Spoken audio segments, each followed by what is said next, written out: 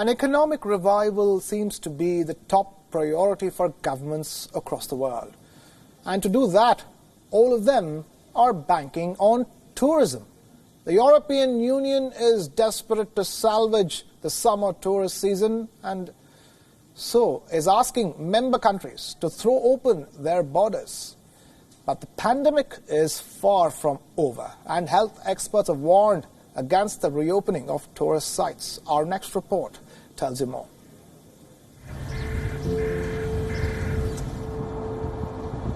Once teeming with tourists, these iconic destinations lie deserted. The lockdowns have begun to relax. In China, the home of the outbreak, the Forbidden City has opened its doors. In Europe, museums and other tourist attractions are beginning to reopen. But visitors are few, and new cases are being reported. Even in places which had controlled the outbreak, health experts advise caution. Warn against hasty relaxation of restrictions. So why are governments rushing to open tourist sites? Because money. Tourism contributes 3 to 4% of the world's GDP. And it feeds into other industries like aviation and hospitality. 50% of all world tourism is related to Europe. It is the most visited region in the world. It wants visitors this summer to salvage its economy. The tourism sector accounts for about 10% of the bloc's economy. The lockdowns have pushed it to the brink of collapse. Emergency border control measures have left millions of people jobless. But now the European Union wants to reopen internal borders.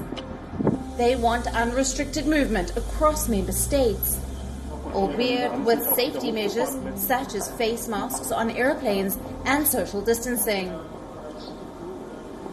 People need, of course, to be able to travel between European countries. So we are giving guidance on how to gradually reopen transport links without risking the health of travelers or transport workers.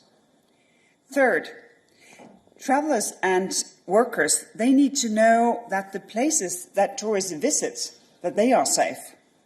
Hotels, restaurants, beaches, other tourist sites, they need to be run in a way that minimizes the risk of passing on the coronavirus.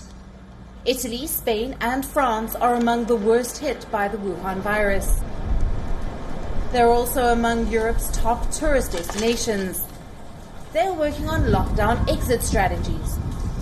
German Chancellor Angela Merkel has said that the aim is to eliminate border controls from the 15th of June across the Schengen region. Governments are working on individual plans too. The 3 Baltic states of Estonia, Latvia and Lithuania are creating a travel bubble. They will reopen borders to each other's citizens from the 15th of May.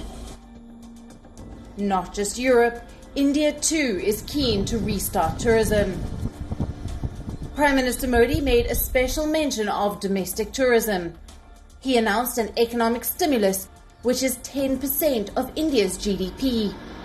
Interestingly, tourism contributes roughly the same share to India's economy, 10%.